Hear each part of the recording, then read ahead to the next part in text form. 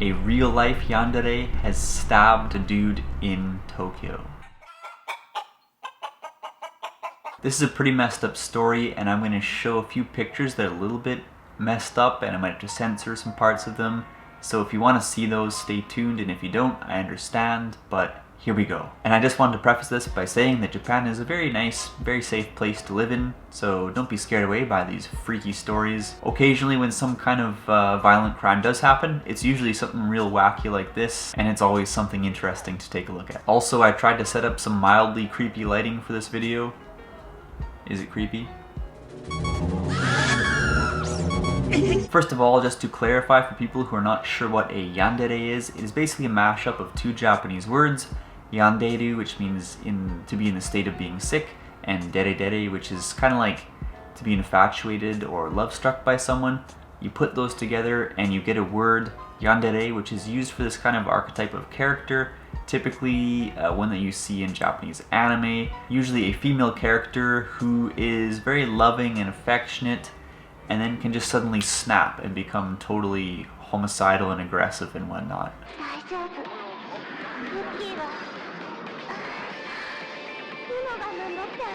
So yeah, yandere, a fairly common archetype in anime, and many rather beloved anime characters are yandere. But what happens when you translate this archetype into real life? Well, something pretty freaky happens. Let's jump into this story.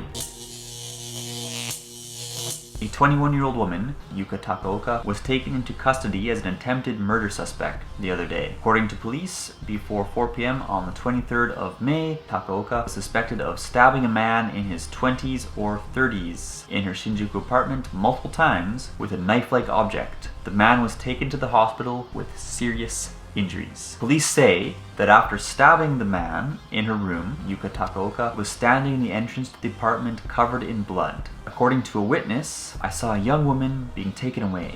She was taken away quietly. Was there resistance? They were asked. No, there wasn't. According to the investigation, Takaoka testified that I was thinking of killing him and then killing myself, and stabbed him in the stomach with a knife. The police stated that it seemed like there was some kind of trouble between Takaoka and this man, and that they were investigating. This was the original story as it broke that day. However, things really blew up the following day when Asahi TV posted an additional comment from Yuka Takaoka, which said, "I liked him, I liked him, it couldn't be helped." This additional remark quickly got over 8,000 retweets on Twitter, and basically people started going crazy, being like, oh my god, this is a real-life yandere. Adding to this was just that creepy smile that she gave when she was in the back of the squad car. Brace yourself. That's pretty creepy. And also a really creepy image emerged, and I'm gonna be upfront right here, I do not know if this image is actually real. A lot of people on the Japanese interwebs seem to think that it is, but I've also heard a few people saying that this is some kind of cosplay that's just been adapted for the story. I don't really know, but it does really look like her, and man, she does seem pretty deranged, so I believe it could be her. If you know the truth, let me know in the comments.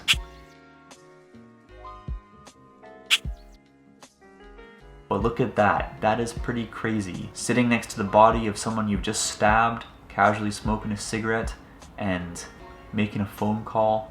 Pretty weird stuff. We have to be skeptical of this sort of picture, like why are the police just sitting there calmly looking at her like that? But at the same time, look at that smile. One of the things a lot of people are wondering is, who exactly is this Yuka Takaoka girl? On the surface, she just looks like a cute Japanese girl you might expect to be working at some kind of, you know, maid cafe or girls bar. And in fact, apparently she was the shop manager at a particular girls bar in Kabukicho. How do we know this? Well, there's a Japanese website, there's actually a couple I know of, who basically dox people, more or less, and find out all the nitty-gritty about their personal lives when they are involved in these kind of stories.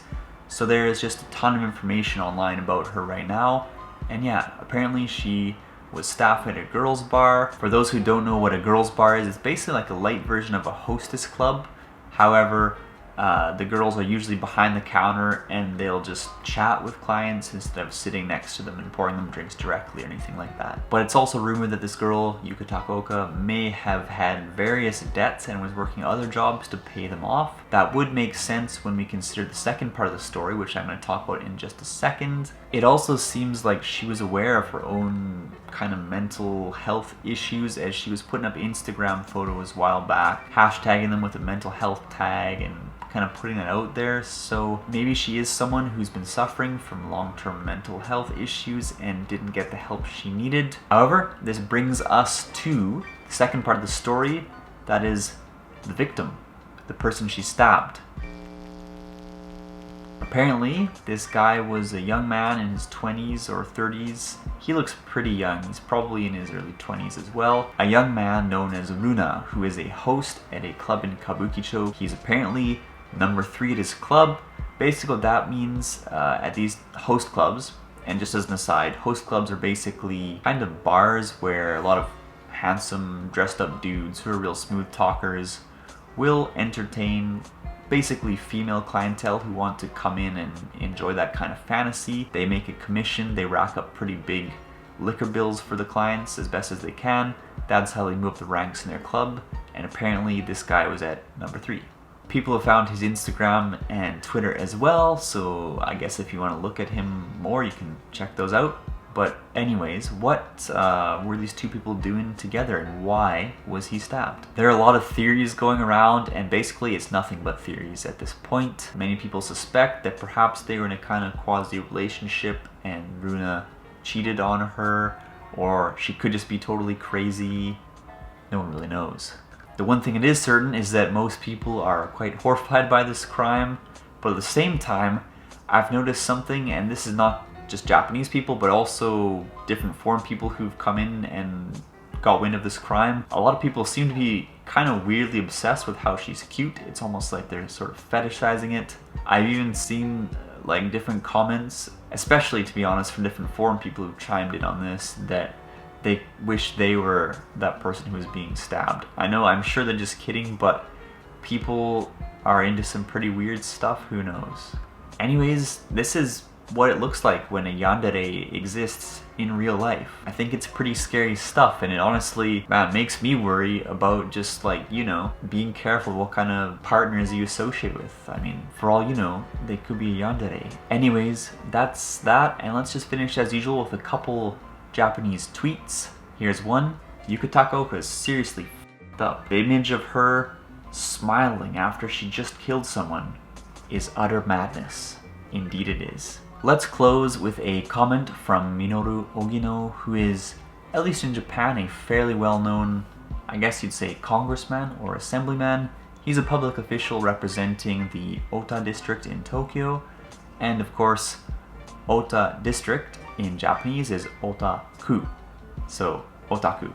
And this is not in name only, this dude is actually a serious otaku. He was even at Comiket last year selling his own doujinshi. Go read about him if you're interested in that, but here's what he had to say. There's a difference between the two-dimensional world and the three-dimensional world. That is, yandere are only forgiven in fiction. Well said, Mr. Ogino.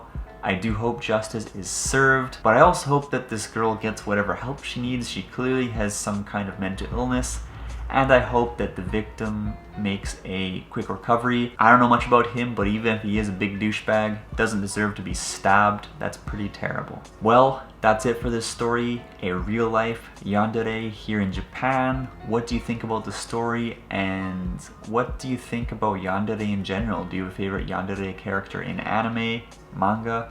Let me know in the comments, and thank you so much for watching. I am pretty hungry, and it is pretty hot in my apartment, so I think I'm gonna go outside and get a bite to eat. Bye for now.